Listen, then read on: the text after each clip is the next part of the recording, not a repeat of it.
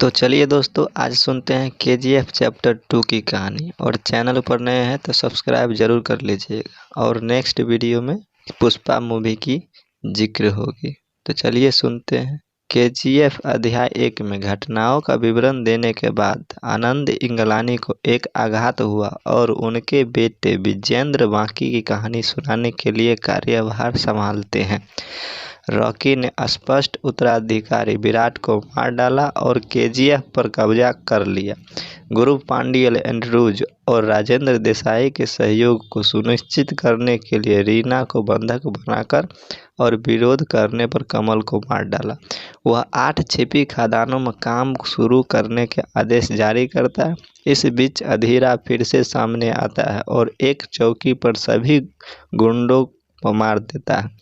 Rocky को अधीरा में लाने के लिए एंड्रूज देसाई को केजीएफ के बाहर रीना को लुभाने के लिए मार देता है और जॉन रीना को पकड़ लेता है। अधीरा ने रॉकी को गोली मार दी लेकिन अपनी जान बख्श दी, जबकि उसके आदमियों केजीएफ से सभी सोने को निर्यात को रोकता है। इस बीच सेठी भारत के पश्चिमी तट पर एंड्रूज के अन्य अधीनस्थों के साथ संबंध बनाता है और इनायत खलील के नए समर्थन के साथ रॉकी के सहयोगों को नष्ट करता है।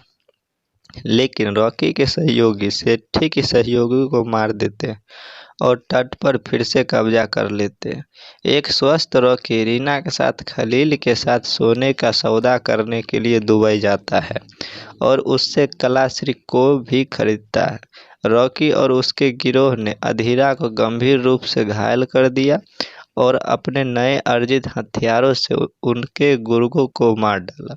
केजीएफ से खफा कुछ केंद्रीय मंत्री रमिका सेन को सत्ता में लाने के लिए डीवाईएसएस समर्थित सरकार खिलाफ अविश्वास प्रस्ताव की योजना बनाई थी, लेकिन रॉकी के गुर्ग वोट के खिलाफ अन्य मंत्रियों को धमकाते हैं और प्रस्ताव विफल हो जाता है। रॉकी ने मुंबई पर नियंत्रण पाने के लिए सेठी को मार डाला। पांडियल रॉकी की सेन के बढ़ते कद के बारे में चेतावनी देता है, लेकिन वह उसकी अवहेलना करता है। 1981 में रमिका सेन ने भारतीय आम चुनाव जीता और प्रधानमंत्री बनी। जब सीबीआई अधिकारी कन्नेगंती राघवन ने उन्हें केजीएफ की स्थिति के बारे में बताया तो उन्होंने राज्य के सभी सीमाओं को बंद करने के लिए आदेश जारी किए और राघवन को रॉकी के गोदामों पर छापा मारने के लिए अधिकृत किया। एक युवा इंग्लानी रॉकी के गुर्गों द्वारा जासूसी करते हुए पकड़ा जाता है, लेकिन रॉकी उसकी ईमानदारी से प्रभावित होता है। सीबीआई को अपने छापे में 400 ग्राम सोने की छड़ के अलावा कुछ नहीं मिला। रॉकी इसे एक पुलिस स्टेशन से निकालता है और अकेले ही डीएसएच के साथ उस जगह को नीचे लाता है। रॉकी केजीएफ से सभी निर्यात रोक देता है, जो खलील के साथ संबंधों को खराब करता है, लेकिन खनन जारी रखता है। उनके सहयोगी उनके जैविक पिता एक शराबी का पता लगाते हैं। उन्होंने अपने परिवार को छोड़ दिया और अनजान व्यक्ति को शांति के नई स्थानांतरित कब्र की देखभाल करने के लिए भुगतान करता है। रीना रॉकी के सामने अपनी भावनाओं को कबूल करती है और वे शादी कर लेते हैं। रॉकी सेन से मिलता है और उसे मनी लॉन्ड्रिंग में उसकी संलिप्तता को उजागर करने वाली एक फाइल सौंपता है, लेकिन वह इस पर विचार नहीं करती क्योंकि उसकी पार्टी के लगभग सभी सदस्य भ्रष्टाचार में शामिल हैं। अपनी हार के बाद भी गुस्से में अधीरा एंड्रूज, दया और जॉन के साथ एक गुप्त मार्ग के माध्यम से केजीएफ के लिए अपना रास्ता बनाता है, जो खलील के आर्मडा द्वारा समर्थित है।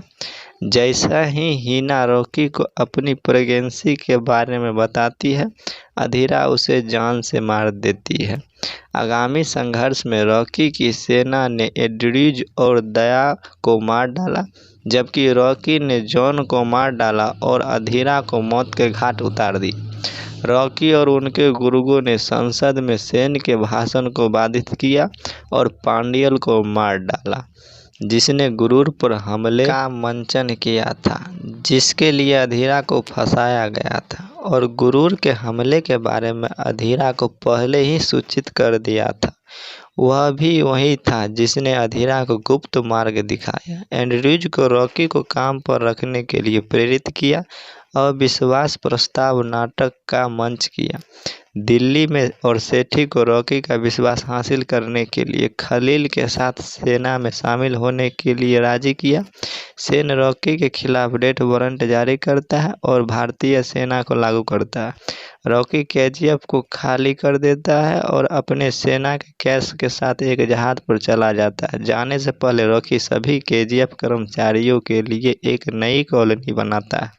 वह अपने स्थान पर नौसैनिकों को संकेत देता है, लेकिन आत्मसमर्पण करने से इनकार कर देता है।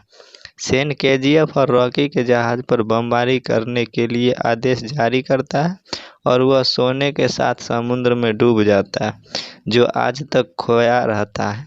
एक युवा इंग्लैंडी रॉकी पर एक किताब लिखने का फैसला करता है। रॉकी की मृत्यु से 3 महीने बाद मध्य क्रेडिट दृश्य में CIA के एक अधिकारी ने 1978 से 1981 के बीच संयुक्त राज्य अमेरिका और 16 अन्य देश में रॉकी का अपराधों को सूचीबद्ध करने वाली एक फाइल सेन को सौंपी। वर्तमान में टेलीविजन समाचार चैनल के चपरासी को पता चलता है कि केजीएफ का मसौदा भाग 3 अभी भी बाकी है। तो मूवी की कहानी हो गई ख़त्म। चलिए मिलते हैं नेक्स्ट वीडियो में, तब तक के लिए जय हिंद।